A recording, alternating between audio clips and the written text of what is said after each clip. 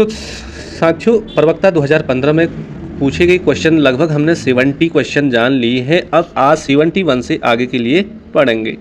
तो साथियों यहाँ पे 71 क्वेश्चन क्या कह रहा है कि एडुसेट प्रक्षेपित किया गया था। तो यहाँ पे 4 ऑप्शन है, आपको सही आंसर देना है कि एडुसेट कब प्रक्षेपित किया गया था। तो साथियों इसरो के द्वारा 20 सितंबर 2004 में ऑप्शन नंबर सी जो हो जाएगा कि इसरो के द्वारा 20 सितंबर 2004 में एडुसेट को प्रक्षेपित किया गया था।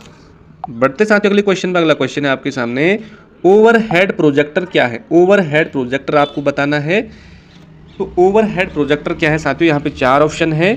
तो पहला ऑप्शन बिल्कुल आपका राइट हो जाएगा, ऑप्शन नंबर पहला कठोर शिल्प उपागम। कठोर शिल्प उपागम पहला ऑप्शन बिल्कुल राइट है, ओवरहेड प्रोजेक्टर। अगला क्वेश्चन देखते हैं, शिक्षा बिना बोझ के एजुकेशन विथआउट बर्डन नामक रिपोर्ट प्रस्तुत किसने की। तो साथियों शिक्षा बिना बोझ के हो एजुकेशन विथआउट बर्डन नामक रिपोर्ट किसकी थी। तो साथियों ये थी आपका, यहाँ पे ऑप्शन देखेंगे आप सी वाला, यशपाल समिति की थी।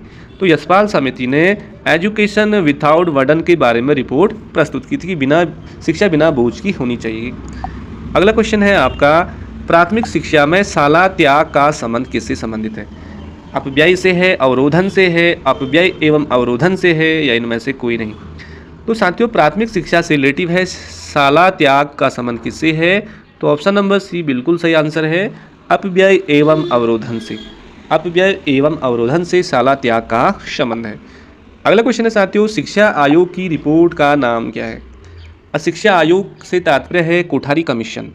कोठारी कमीशन 1964 से 66 तक जो चला कोठारी आयोग, उसे शिक्षा आयोग भी कहते हैं। और उसका जो शीर्ष था, यहाँ पे पहला ऑप्शन सही है, शिक्षा एवं राष्ट्रीय विकास। तो शिक्षा आयोग की रिपोर्ट का नाम क्या था, शिक्षा एवं राष्ट्रीय विकास। अगला क्वेश्चन है साथियों आपके सामने, निम्नलिखित में से कौन सी शिक्षण की श्रव्य सहायक सामग्री नहीं है कह रहा। श्रव्य मतलब जिसको हम सुन सकते हैं। तो रेडियो को हम सुन सकते हैं, टेप रिकॉर्डर को सुन सकते हैं, ग्रामोफोन को हम सुन सकते हैं, लेकिन साथियों इनमें से नहीं है कह रहा है। तो श्यामपट्ट क्या हो जाएगा शिक्षा के क्षेत्र में, ये दृश्य सहायक सामग्री है, ये श्रव्य के अंतर्गत नहीं आता है। ऑप्शन सी बिल्कुल राइट ऑप्शन है। अगला देखें, मूल्यों के आधार पर व्यक्तित्व का वर्गीकरण प्रतिपादित किया था। तो मोरने ने किया, या रोशा ने किया, स्प्रेंजर ने किया, या थॉर्नडाइक ने किया। तो साथियों मूल्यों के आधार पर व्यक्तित्व का वर्गीकरण करने वाले जो मनोवैज्ञानिक थे वो ऑप्शन सी है, स्प्रेंजर ने। स्प्रेंजर ने मूल्यों के आधार पर व्यक्तित्व का वर्गीकरण किया था। अगला क्वेश्चन है साथियों, व्यवहार तकनीकी आधारित है। मनोविज्ञान पर है, विज्ञान पर है, कला पे है, कला एवं विज्ञान पर है। साथियों व्यवहारवाद जो तकनीकी है वो पहला ही हो जाएगा, मनोविज्ञान पर है। और व्यवहारवाद जो तकनीकी के जनक हैं वो वाटसन हैं। पहला ऑप्शन राइट है। अगला है, मूल्य व्यवहार के निर्धारक कारक हैं, यह कथन किसका है। आपके सामने 4 ऑप्शन है साथियों, आपको आंसर देना है कि मूल्य व्यवहार के निर्धारक कारक हैं। तो इसका आप सटीक आंसर दीजिए फटाफट। मूल्य व्यवहार के निर्धारक कारक हैं, यह कथन है आपका लुमीज का। पहला ऑप्शन बिल्कुल सही है, लुमीज आपका बिल्कुल सही ऑप्शन है। अगला सवाल आपके सामने है आज का, विद्यालयों में अनुशासनहीनता के लिए उत्तरदायी कारक है। अनुशासनहीनता में पहला है दोषपूर्ण शिक्षण विधियाँ। बिल्कुल, यदि आपकी शिक्षण विधियाँ सही तरीके से नहीं होगी तो दिक्कत हो सकती है। अध्यापकों में नेतृत्व की कमी, मूल्यों की कमी। साथियों ये तीनों चीज़ों में यदि कमी आने लगेगी तो ऑप्शन नंबर डी बिल्कुल सही है, अनुशासनहीनता जरूर होगी। बढ़ता अगले क्वेश्चन में साथियों, ये रहा आपके सामने अगला क्वेश्चन, प्रधानाध्यापक का मुख्य कार्य क्या होता है। विद्यालय का प्रबंधन करना, पर्यवेक्षण करना, प्रशासन करना, ये सभी। साथियों तो प्रधानाध्यापक की जो ड्यूटी होती है ये सभी चीज़ें करनी होती है प्रधानाध्यापक के लिए। ऑप्शन नंबर डी बिल्कुल राइट ऑप्शन है। अगला क्वेश्चन देखिए, ऑपरेशन ब्लैक बोर्ड संबंधित है पूर्व प्राथमिक शिक्षा से, प्राथमिक शिक्षा से, या माध्यमिक शिक्षा से, या स्वास्थ्य शिक्षा से। तो साथियों ऑपरेशन ब्लैक बोर्ड जो कार्यक्रम चला ये प्राथमिक शिक्षा से रिलेटिव है। और आप सभी जानते हैं 1980 से 1987 और 88 में ये कार्यक्रम शुरू हुआ। जैसे ही राष्ट्रीय शिक्षा नीति 1986 आई उसके जस्ट बाद ऑपरेशन ब्लैक बोर्ड जो कार्यक्रम है ये प्राथमिक शिक्षा के संदर्भ में स्थापित किया गया। अगला क्वेश्चन है कि मूल्य ह्रास का एक कारण हो सकता है, मूल्यों का ह्रास होने का एक कारण हो सकता है जनसंख्या विस्फोट, अधिक शिक्षा, धनी होना, वैज्ञानिक जागरूकता। देखिए साथियों, मूल्यों का ह्रास होने का एक कारण है कि जनसंख्या विस्फोट। पहला ऑप्शन बिल्कुल आपका यहाँ पे सटीक ऑप्शन हो जाएगा। बढ़ते अगले क्वेश्चन पे, शिक्षण के 14 कौशलों को दिया था। देखिए टीचिंग में 14 स्किल्स डेवलप किए थे। किसने किए थे? एलन रेयान ने, BK पासी ने, IK डेविस ने, VS ब्लूम ने। तो साथियों टीचिंग स्किल्स जो 14 डेवलप किया था वो पहला ऑप्शन राइट हो जाएगा, एलन रेयान ने। एलन रेयान ने शिक्षण के 14 कौशलों को दिया था, जो कि बिल्कुल राइट ऑप्शन है। अगला है, स्वतंत्रता के पश्चात भारत सरकार के प्रथम शिक्षा मंत्री कौन थे? जैसे ही हमारा देश आज़ाद हुआ उसके बाद या उसके पश्चात भारत सरकार में प्रथम शिक्षा मंत्री कौन थे? तो साथियों इसका सटीक ऑप्शन है डी वाला, हम सर्च करेंगे, मौलाना अब्दुल कलाम। मौलाना अब्दुल कलाम स्वतंत्रता के पश्चात भारत सरकार के प्रथम शिक्षा मंत्री रहे। अगला क्वेश्चन देखिए, मानव आवश्यकताओं का पदानुक्रम दिया था। जो मानव आवश्यकताओं का पदानुक्रम सिद्धांत किसने दिया? तो साथियों मोस्ले ने दिया, मोस्ले ने दिया। और उन्होंने थ्योरी ऑफ ह्यूमन मोटिवेशन नामक ग्रंथ भी प्रकाशित किया और थ्योरी ऑफ ह्यूमन मोटिवेशन नामक ग्रंथ प्रस्तुत किया। तो मानव आवश्यकताओं का सिद्धांत किसने दिया? मोस्लो ने, अब्राहम मोस्लो ने दिया। अगला क्वेश्चन है साथियों आपके सामने कि भारत में इंटरनेट सुविधा कब प्रारंभ की गई?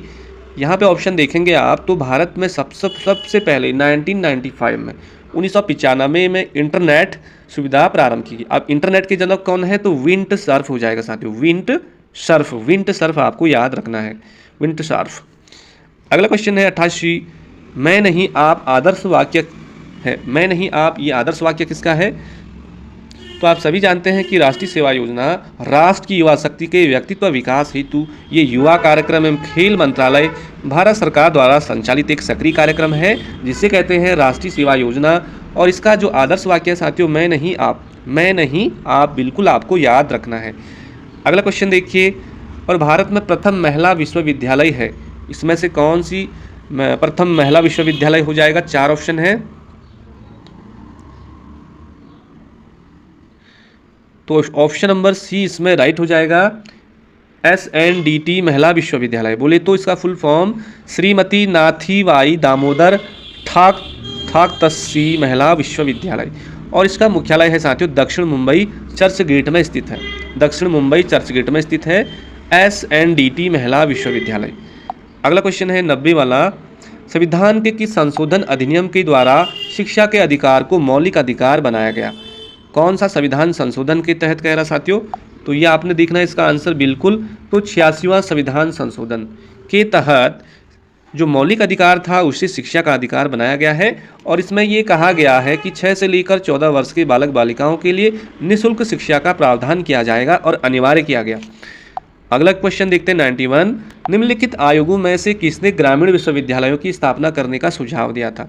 ग्रामीण विश्वविद्यालयों, तो साथियों कौन सा आयोग था? तो राधाकृष्ण था या मुदालियर था? राधाकृष्ण आयोग आप सभी जानते हैं 1948, मुदालियर आयोग 1952, लक्ष्मण सिंह मुदालियर इसके चीफ थे। कोठारी आयोग 1964-66 और हंटर आयोग साथियों आपका 1882। ये था आपका 1882। तो ये क्या कह रहा है कि क्वेश्चन है किस आयोग ने ग्रामीण विश्वविद्यालयों की स्थापना करने का सुझाव दिया था? तो राधाकृष्ण आयोग ने, राधाकृष्ण आयोग ने, पहला ऑप्शन राइट है। अगला देखिए, मुदालियर आयोग का कार्य क्षेत्र क्या था? देखिए साथियों मुदालियर आयोग का कार्य क्षेत्र क्या था? तो मुदालियर आयोग ने माध्यमिक शिक्षा के बारे में कहा। और मुदालियर आयोग इस्टेब्लिश कब हुआ? 1952 में। और इन्होंने अपना प्रतिवेदन सौंपा 1953 में। 1953 में याद रखना है। मुदालियर आयोग के जो अध्यक्ष थे लक्ष्मण सिंह मुदालियर थे। मुदालियर आयोग का जो कार्य क्षेत्र है वो माध्यमिक शिक्षा से संबंधित है। अगला क्वेश्चन है साथियों, सर्व शिक्षा अभियान कब शुरू हुआ? देखिए सर्व शिक्षा अभियान की जो शुरुआत हुई हमारे देश में ये हुई साथियों आपको 2000 से 2001 में। और इसका नारा था स्कूल चले हम, स्कूल चले हम करके इनका ये नारा था। सर्व शिक्षा अभियान शुरुआत कब हुई थी? 2000 से 2001 में। और उस समय साथियों हमारे देश के प्रधानमंत्री थे अटल बिहारी वाजपेयी, अटल बिहारी वाजपेयी। और ये प्राथमिक शिक्षा के सार्वभौमिकरण को प्राप्त करने के लिए सर्व शिक्षा अभियान की शुरुआत की गई देश में। अगला क्वेश्चन है साथियों आपके सामने, शिक्षण कौशलों का विकास किया जाता है किसके तहत? प्रणाली विश्लेषण द्वारा, सूक्ष्म शिक्षण के द्वारा, अंतःक्रिया विश्लेषण के द्वारा या क्रियात्मक अनुसंधान के द्वारा।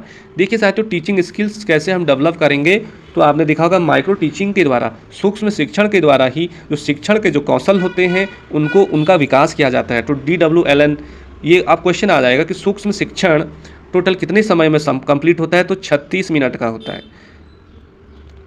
बट अगले क्वेश्चन में, अगला क्वेश्चन आपके सामने, प्राथमिक शिक्षा में अपव्यय व अवरोधन की समस्या की ओर सबसे पहले ध्यान खींचा था किस आयोग, किसने खींचा था? वुड के घोषणा पत्र ने, या GK गोखले ने, या हंटांग समिति ने, या महात्मा गांधी ने? तो साथियों, सबसे पहले प्राथमिक शिक्षा में जो अपव्यय एवं अवरोधन की समस्या थी, कहने का तात्पर्य है कि बच्चे इस विद्यालय नहीं आते थे या विद्यालय अपने क्लास से नीचे उनसे भी बहुत ज़्यादा पढ़ाई में कमज़ोर होते, इस तरह के हैं इसमें बहुत सारे पॉइंट। तो ये दिक्कतें, समस्या आ रही थी और इस पर सबसे पहले ध्यान खींचा तो हंटांग समिति ने, हंटांग समिति। ऑप्शन नंबर C बिल्कुल राइट हो जाएगा। अगला है साथियों, राष्ट्रीय साक्षरता मिशन की शुरुआत कब हुई? अब राष्ट्रीय साक्षरता मिशन देश में चली, ये कब चली साथियों? तो 5 मई आपको याद रखना है तारीख, 5 मई 1988 में, 5 मई 1988 को हमारे भारत में राष्ट्रीय साक्षरता मिशन की शुरुआत की गई और इसका उद्देश्य था कि 2007 तक, कब तक? 2007 तक लगभग 15 से लेकर 35 वर्ष की आयु वर्ग के जितने भी निरक्षर लोग हैं उनको व्यावहारिक साक्षर प्रदान करना, उनको साक्षर बनाना, उनको नाम लिखना आना चाहिए वगैरह वगैरह। तो ये इस उद्देश्य से राष्ट्रीय NRLM भी बोलते हैं इसको, NRLM। तो इसकी शुरुआत करी 15 से 35 आयु वर्ग के जो निरक्षर लोग हैं उनको व्यावहारिक तौर पे साक्षर करना था। और जब इस कार्यक्रम की शुरुआत की गई 5 मई 1988 को, तो साथियों 75% साक्षरता का लक्ष्य हासिल भी किया गया। अगला क्वेश्चन देखते हैं, विश्वविद्यालय अनुदान आयोग की स्थापना की सिफारिश किसने की थी? UGC, university grant commission.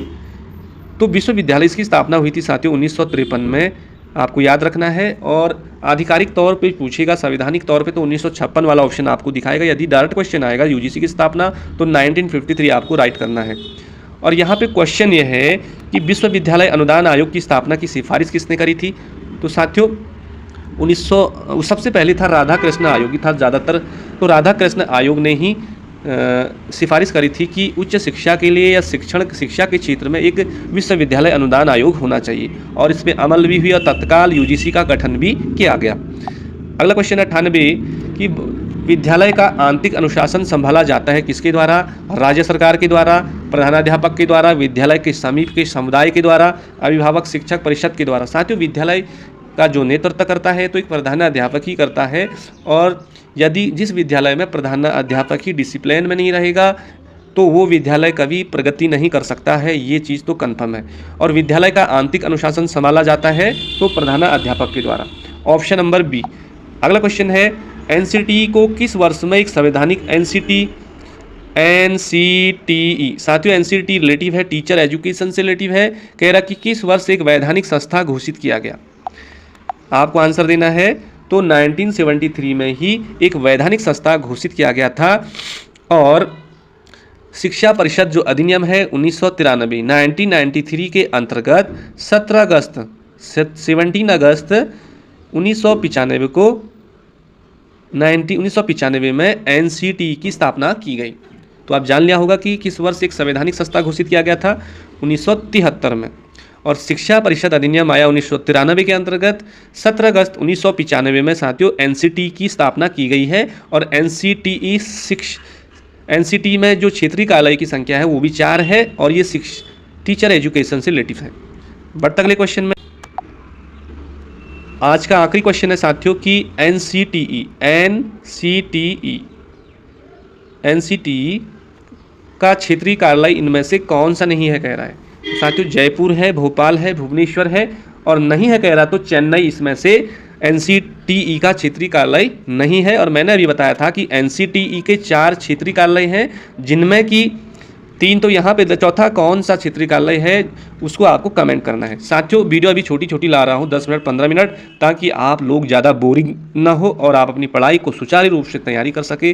साथियों सिलेबस ज़्यादा है, आयोग जल्द ही पोस्ट निकालने वाला है स्क्रीनिंग परीक्षा के लिए, रीजनिंग वगैरह वगैरह बहुत सारी चीज़ें देखनी है, तो इसलिए आप भी बिल्कुल अपनी तैयारी ज़ोर शोर से कर लीजिए। और मिलते हैं इससे आगे, 100 से आगे बोले तो 101 से लेकर 150 तक के क्वेश्चनों को अगली वीडियो में पढ़ेंगे। इस तरह से हमारा 2015 वाला जो प्रवक्ता का पेपर है ये पूरी तरह से सॉल्व हो चुका है। साथियों यदि आपको जानकारी अच्छी लगती है, कहीं पे कोई क्वेश्चन डाउट होता है, तो आप ज़रूर कमेंट सेक्शन में कमेंट करें। धन्यवाद, नमस्कार।